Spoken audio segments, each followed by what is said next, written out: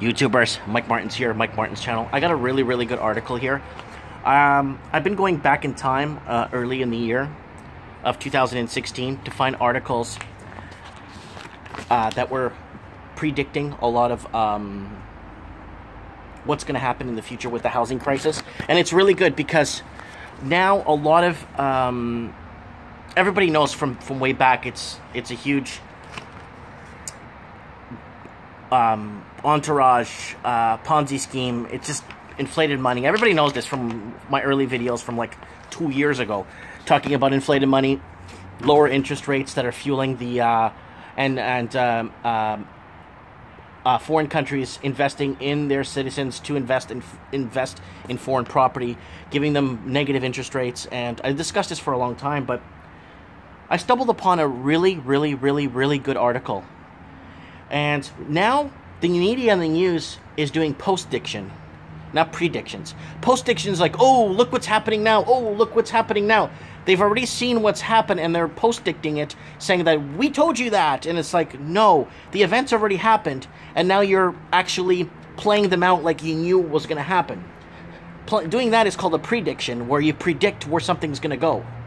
But the media, I've been noticing, has been doing post-diction, where they've been just kind of filling in the blanks as or renegotiating their story as they go along. Now, but I found a really interesting article. Suppressing home prices, truth equals cheering destruction. This was posted on March 17, 2016. This is a very powerful article.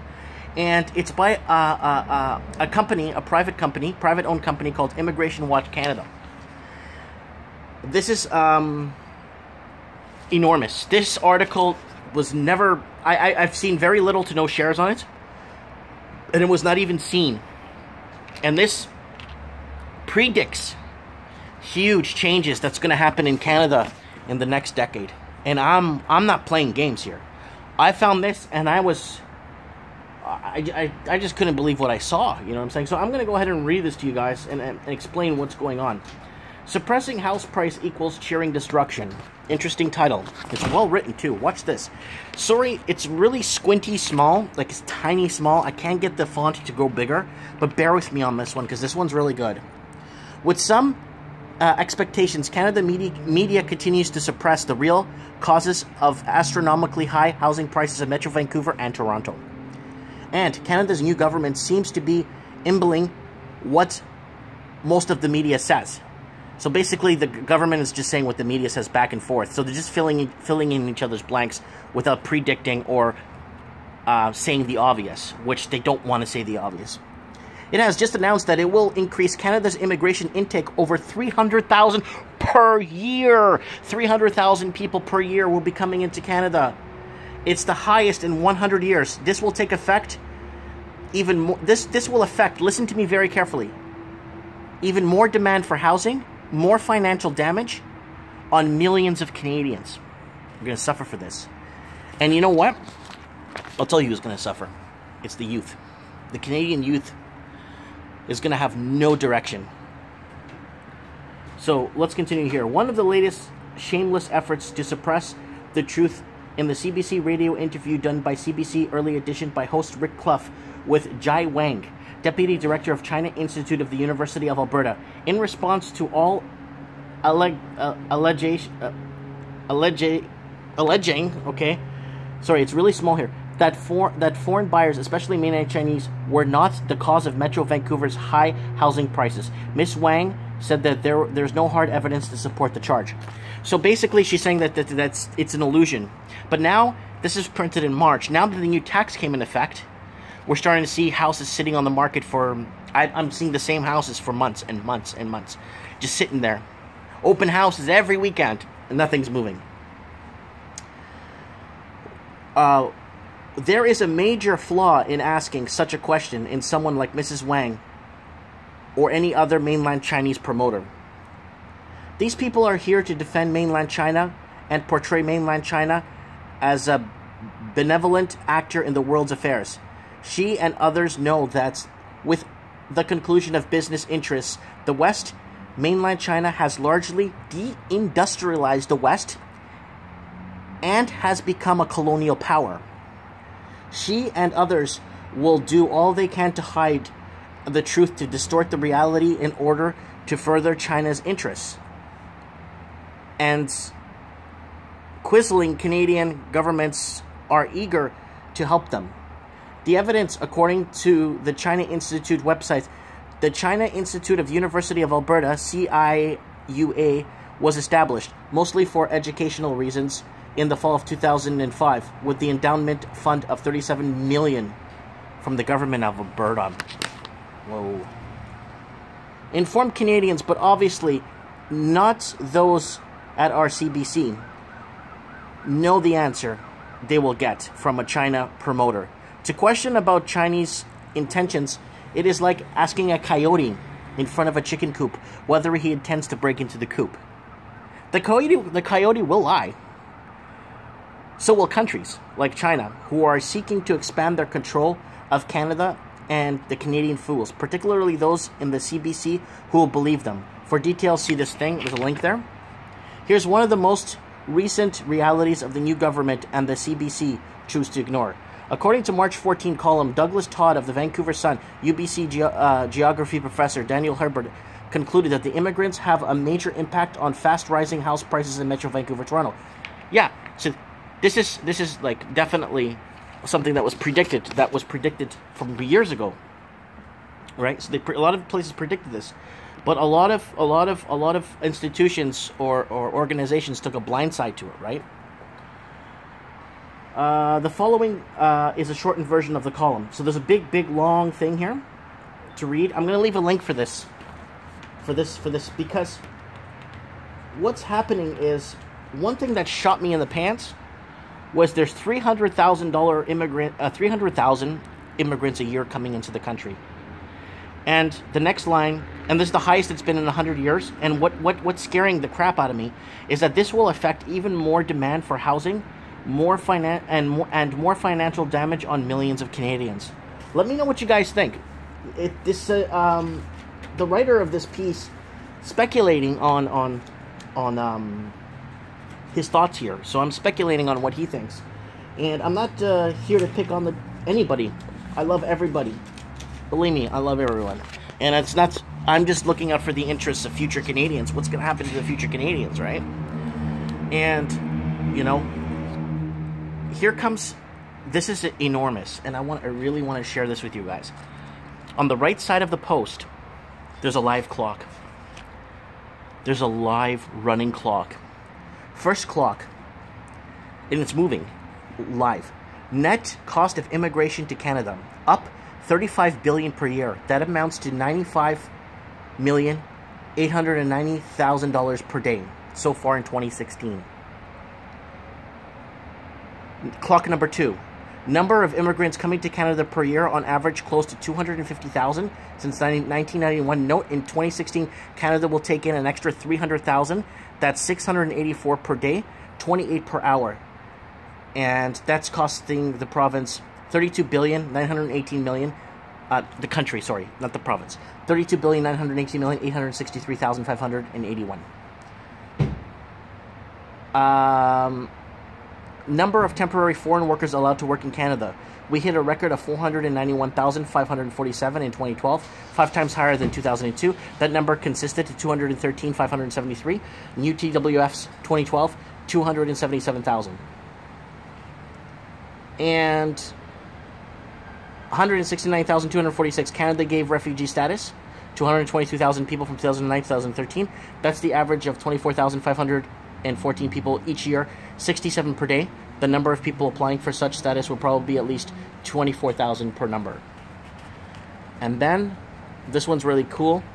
Readmittance. Yeah, I'm not going to say this one, but I want you to go on the article and see it. Readmittance sent overseas, representing the amount of money sent back home by foreign-born workers in Canada. And I'm not going to read that one. You're going to find that out when you go to the clock on the right side. And it's incredible. It's just phenomenally incredible. I'm going to share this with you guys to let me know what you guys think. You know, most of it is just speculation, and I'm just putting this out there on what's happening. Basically, what's happening, where Canada's going to be headed. Let me know what you guys think. I'm for immigration. I'm an immigrant. My friend over there parking his truck as an immigrant. I mean, we're all immigrants here. All of us are immigrants. And my parents, everybody, like my whole family, everybody in this complex, except maybe 1 or 2 people, aren't immigrants. You know, my employees that work for me all one of my employees is First Nation, and the other employee is French Canadian. But a majority of people, it is an immigrant country, right? And I don't know why they're forcing. So it's not the whole mainland China thing. It's everywhere. It's like so much people flooding into the country. Now, let me tell you my story. This is a really good story. You can stick around and listen to this because this is really important. Okay. I applied to live and work in the United States legally, and I was gonna be a technical director for 2 major production facilities in the South. The company was owned by one person. He owned a production. It's a long story, exporting and stuff like that. So he wanted me to basically run his show for him. He believed in me, and when I says, okay, no problem, I'll come down. The salary is good. Everything looks great. I'm gonna get a lawyer, and I'm gonna get all my paperwork done. He's like, perfect. He's gonna sponsor me, do all the paperwork. He's gonna pay for the paperwork. Like, no, I'll pay for the paperwork. So anyways, I went ahead and started to get all the paperwork done. I found a lawyer named Justin, really nice guy. And he's like, okay, this is how it works. This is how it works, Mike. You want to come and live in the U.S., that's fine. You have a company to sponsor you? I'm like, yes. Perfect. You're good to go. And then I'm like, what happens now? He's like, okay, the company, I'm going to contact them, all this paperwork. And then 6 months later, it's like, okay, now we're going to have to run an ad in 5 or 6 different newspapers to make with the job availability, that the job you are applying for, that no other American wants that job. So they run the ad for 6 months. The ad's running. No one's biting. No one's biting. So no one bites on the job to apply for the job. So 6 months goes by. That part gets approved. They're like, good, you're doing good. So, you know, we have to wait now for your interview and a couple other things.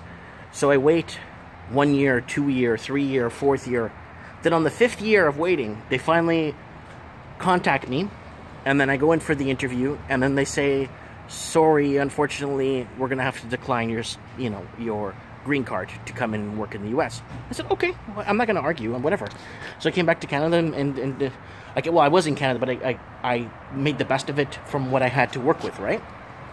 But just for you guys to know, like, to get in the U.S., it was a nightmare. They had to make sure I wasn't stealing an American's job, so they had to run an ad, like several ads for 6 months to specifically make sure that I'm not screwing around with Americans' jobs.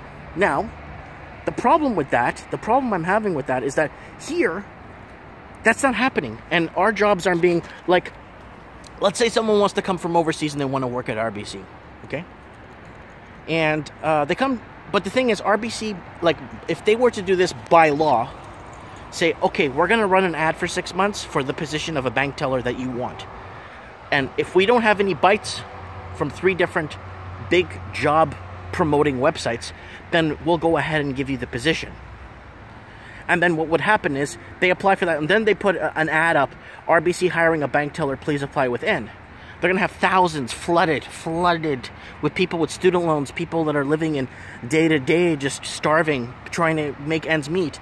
But then this way, not only that would create awareness for the employer to hire local, and that would create awareness that people locally need the jobs, right? And especially government jobs, if they publicly announce that they're more of a public way instead of internally. I don't know. I'm just telling you how it was. So basically, I was declined, but it's okay. It happens. People get declined all the time, and I wanted to put that out there. Let me know what you guys think of 300,000 immigrants coming in per year. Like, I'm very pro-immigration, but there needs to be the sustainability of housing, of jobs, of even extracurricular activities. There's got to be some sort of community centers for people to stay active. I mean, there's got to be a lot of, like, there's lots more. Then there's public transit. Then there's roads. Are roads sufficient? Is the infrastructure strong enough to support more cars on the road? You know what I'm saying? How would things you know, how would things work? You know, would that mean, I don't know. I'm gonna leave the link below. I'm gonna let you guys talk, discuss it. You know, I tried immigrating in the U.S. I was declined. Fine, I don't care. I move on. Just other things. You know what I'm saying? But you know, I did it by the book, and it happens. It just happens. You know, and let me know. I mean, what you guys think. What is it immigration? You know, I don't want to seem like, oh, you know, I'm anti-immigration when I'm not. My wife's been living in Canada 4 or 5 years now, from Philippines. You know, I'm not. You know, my you know, I already said this before, but my ex-wife was Muslim from Kabul, Afghanistan, and my girlfriend before was from Hong Kong, and then my girlfriend before that was Mexican. So it's not just, it's not me just trying to, you know, I'm just trying to figure things out. Can the country support it infrastructurally? Could it support it job-wise, economic-wise? Could it support it like in other different avenues, you know? It's not just people coming in, it's what happens when they arrive. I don't know, guys. I don't know anything. So, I love everybody. I just want to make sense of what's going on.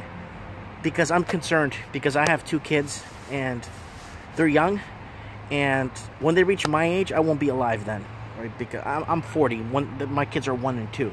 When they reach my age, I really want them to be able to make, or I just don't want it to be hard for them. And that's one thing that keeps me up at night sometimes. Anyways, let me know, comment below.